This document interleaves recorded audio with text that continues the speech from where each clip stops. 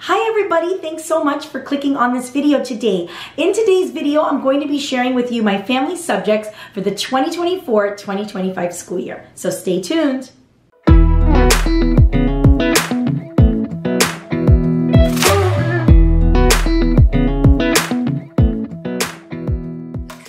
Welcome to Firewife Lawyer Mom. I'm really excited today because I'm going to be continuing my series on my curriculum picks for the homeschool year, my 5th year, 2024-2025 school year. I just can't wait to share with you some of the resources and curriculum that I'm going to be using for this year. Now, as you guys know, and I've explained on other videos, I have a 4th grader, incoming 4th grader, and an incoming 7th grader. And family subjects for me have always been an integral part of our homeschool because I love the idea that homeschoolers get to learn as a family, that siblings get to come together to the table and really learn and grow in their knowledge on different subject areas together. And I love seeing that happen, and that's one of the things that makes homeschooling so unique and special. And so I really try to make that a priority in our homeschool. Even though my children are getting older, I still want to try as long as I can to make sure that we have subjects that are taught together.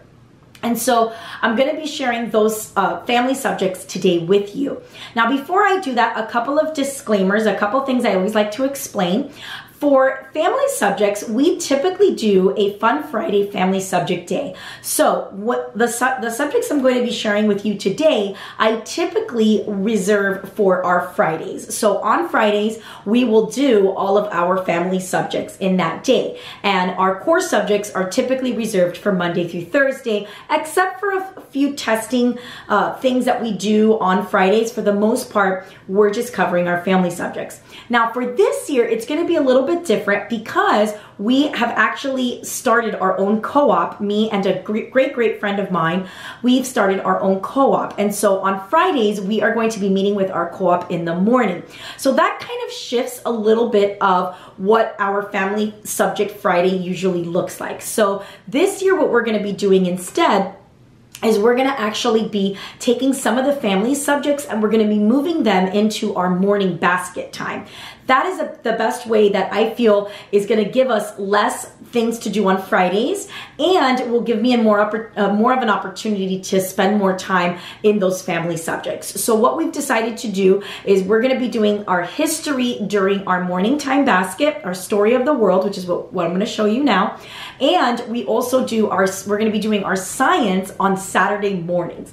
Now, we've never done a class on Saturday morning, but we really wanted to get all of our science in, and I didn't want to stuff it on Friday when we've probably come back from our co-op day tired and kind of really spent, and so I wanted to be able to make sure that we get it in. And Saturday mornings are a great time because we really don't have anything going on Saturdays and Sundays in our homeschool or in our life. So we're gonna just try to get through some science lessons in the morning, maybe for about an hour or so. And usually because of the subject areas that I pick for science, it's really fun. So it's not like they're sitting and doing book work and tests and things like that. I mean, with what I'm going to show you, you're gonna see that really Friday, the Friday subjects being put on Saturday morning is not really a big deal. So I'm going to go through, as I share each of my curriculum, what we're gonna be doing and when we're gonna be doing it throughout our homeschool day.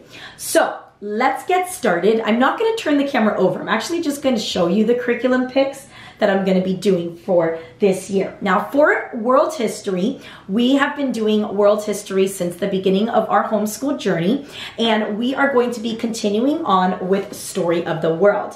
Now, Story of the World, we started with volume 1 back like 3 or 4 years ago, and we take it at a very slow pace. We do not put pressure on ourselves to finish a volume every year. So we typically do about half of a volume in that year, and then we start with the next volume. So we are now on volume 3, which is the early modern times. We actually started this last year. So we're like about 13 chapters in to volume 3 of Story of the World. And we really love this curriculum. It's taught in a story format. We have an audio book that reads the story, the chapter to the children, gives me a little bit of a break on reading. But what we usually do is we read the chapter, we go over the review questions, and then my children do some drawing or coloring for the lesson. And we really don't do the activities that are in Story of the World because for me they've been really complicated for the supplies and things like that, and I think they're more geared towards a group setting. But what's a great thing is that during our co-op for the spring semester, we're actually going to be doing Story of the World, so they're going to get us a little bit of those activities in our co-op, which is awesome. But we're going to be continuing on with volume 3, finishing that out, and we're probably going to finish it before the end of the school year and just going to be moving on into volume 4. So we have really enjoyed this curriculum, and I have seen my children throughout the years as they have grown really begin to understand this this great curriculum and how the history has evolved over time. So we're going to continue on with this. Now I take the book and I actually take the spine out and I create like a little spiral bound workbook. But as you guys know, it is they have a bunch of great review questions that you can ask your children, and we typically turn that into a discussion. I also use YouTube videos to help supplement as well whatever we're learning in that period of time. Now, some of the things that we do for Story of the World, we create a little notebook where we go through, basically we do some copy work. I put in here like the time period, I put a little map, and they will color in the coloring page that Story of the World provides. And then they will do the map work, which comes with the Story of the World's curriculum, and they will also do the copy work as well. So now a couple of other resources that I also use for history are the Draw and Write Through History series. We really like this because it is a great chance for them to learn how to draw different things about the historical people and the historical different events that happened throughout history. This also does have copy work in the resource as well, but what I love is that it teaches them how to draw, like for example the Great Wall of China, and then it goes step by step. Now I would recommend this typically for older kids to do, but the younger ones can definitely color in the coloring pages as well. Another resource we also like to use with the Story of the World series is The Stuff They Left Behind. Now this is a Charlotte Mason resource, and I will link everything in the description box below for you guys, so if you want to take a look at it, you can. But this is called The Stuff They Left Behind. It's from the Simply Charlotte Mason website, and it contains in it, if you have ever done their picture portfolios, this is very similar to that, where they will take some kind of object or place or location in history, and they will basically do a picture study. So we will look at the item for a few minutes and have a discussion about them, and then in the resource it has a description of where that object is located in the world, what is the background behind it, and so sometimes we even may do a little bit of a deep dive into it. But they have a lot of really cool artifacts and things that they include in here. And I basically have this is the early modern history one, but they have like the ancient times, the Middle Ages. It kind of coincides with the Story of the World. So I definitely recommend these just to increase your discussion. This is just a great way to bring that learning alive for their history studies. And like I said, it comes with a little pamphlet which gives you a description about each of the objects. And so sometimes we'll even do, pull up a YouTube video about this, and it's great. We really like it a lot. So those are the resources for world history that we are going to be doing. Also, what we like to use when we are doing our world history is we use the Usborne Encyclopedia of World History. This goes very well with Story of the World. A lot of the pages are actually referenced in the Story of the World workbook, so you can look that right up and read more about it. So we typically have these out when we're doing our lesson. And we have the Usborne Encyclopedia of World History. And then I also have the Usborne Geography Encyclopedia, which also helps us to figure out, you know, where we are in the world. The next thing we are going to be talking about is our science. So for science, our family subjects usually include the Good and the Beautiful science unit studies. And we're going to continue that because we love the Good and the Beautiful science studies. Now, as you guys know, if you've seen my other curriculum videos, each of my children have their own core science curriculums that they do on their own. But I love the Good and the Beautiful science units because it takes a specific area of science and really helps you to do a deep dive. And we have had so much fun with the Good and the Beautiful science units, doing the experiments, doing the different activities that they have, that we're gonna just continue that on.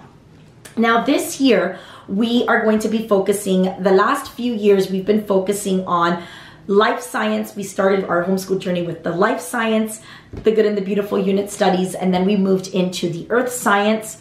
Last year we studied the weather and we did physical health. We did all of that. So this year I wanted to focus on physical science like energy, physics, things like that. So we are going to be doing for this year the Motion and Simple Machines unit study. Now these are the ones we're going to be doing on Saturdays. So this is where we'll take 1 hour on Saturday in the morning typically and get these done. And so I purchased the Motion and Simple Machines, and I also got the student journals for the 7th and 8th grade and for grade 3 through 6 as well. And then when I get the Good and the Beautiful unit studies, I always like to also include the book packs. I love the book packs because my older daughter especially, she loves deep diving into all of the topics in science. She's a huge science buff. And so I get these for her. She reads them either on her own or we read them aloud if they're not too long. But we really like this one and I'm excited about it because we were actually going to do this one last year. We didn't get a chance to start it. So that's kind of why. The second one that we're going to be doing this year is the Wonders of Energy. And I also got the student journals for that and the book pack for it. But we have never done Wonders of Energy before. And this is going to be great for my younger one because she's never really dived into much of the physical sciences. Like last year, me and my older daughter, we did chemistry, the Good and the Beautiful's chemistry one. So this is going to be fun. We're excited about it as well. And we got the book packs for that as well. Now, a couple of other ones that we're going to be doing that is going to be part of our morning basket, but is also science, is we are going to be towards the spring semester and getting into the end of the school year. We're going to be doing the reptiles, amphibians, and fish unit study from the Good and the Beautiful. We're going to be doing this, like I said, during morning time, just because during the springtime, kind of like when all of the reptiles and everything kind of comes out. And so I figured it would be a great time to put this one in as well. We're also going to be doing a paleontology unit study with our co-op. So that's going to be, again, another science that we're going to have this year as well. And it's going to be fun because we're going to do it with our group and we're going to be able to do all of the fun experiments. We're hoping to take a little field trip to a place around here that has like a bunch of dinosaur stuff. So we're very, very excited to do that as well. So that is going to be our science curriculum for this year. The next subject that we typically do for our family subjects on Fridays is art. Now, art is something that last year we really, I don't know what it is about art, and leave it in the comments below if you're the same as me, but it's so hard to get art in with our, just the way our homeschool schedule is. I don't know, it's like art always gets put like at the back burner, and we didn't get to do it as consistently last year as we did this year. So I decided to kind of think about what it is that I could do to incorporate art into our homeschool in a way that would be more functional for our family and our schedule. So I decided to put art and mix it in with our Squilt Day. So as you guys know, on Wednesdays we do Squilt Live Music Appreciation, but typically they only have 2 live lessons every month for Squilt. So I figured we'll just alternate the weeks that there's no Squilt live lessons. We'll do an art lesson. And I'm gonna show you guys now the art curriculum that we're choosing. I'm gonna go back with what we've done for many years, which is the Deep Space Sparkle art curriculum, the Sparklers Club. And I'm gonna show it to you guys here. It's basically a monthly subscription where you have access to Deep Space Sparkle, which is a art teacher who has created tons of art lessons for different topic areas, whether it be seasonal or historical or literature based. She has great art projects, and some of the art projects, or the majority of the art projects, she will have online as well. And they're great for the kids. And so what I'm gonna do is just pick one of those bundles. We wanna focus on art through history. So I really wanna focus on how art has evolved over time. Now, we were going to do that last year, but again, we got really bogged down with other things going on in our life and in our schooling, and we weren't able to do it. But one of the things I've always wanted to do is kind of go through how art has evolved over time and go from, you know, early ancient art to the Middle Ages type of stuff, the Renaissance, going into modern art. And so we're going to be doing that this year with the help of Deep Space Sparkle, because the lesson plans are already done. They're planned for you, and it's fantastic. And so that is what we are going to be doing for our art. So that's it. That is what we are going to be doing for our family subjects, science, history, and art. And we're really excited to be able to continue on doing our family learning together. What are you guys going to be doing for your family subjects? What curriculum ideas? Definitely post them below so that we can share ideas with each other. Again, I will link all of the resources for you guys below as well, so that you can get them. Make sure you stay tuned and subscribed so that you can catch the next video I'm going to be doing, which is our morning basket. I'm going to be sharing with you my big morning cart and all of the resources that I use for that as well. Thank you so much for watching again, and I will see you in the next one. Take care. Bye-bye. Make you smile, hold your hand in my hand, looking at the sunset. Man, you're looking good tonight. I wanna kiss you before the sun goes down. It's what you're doing.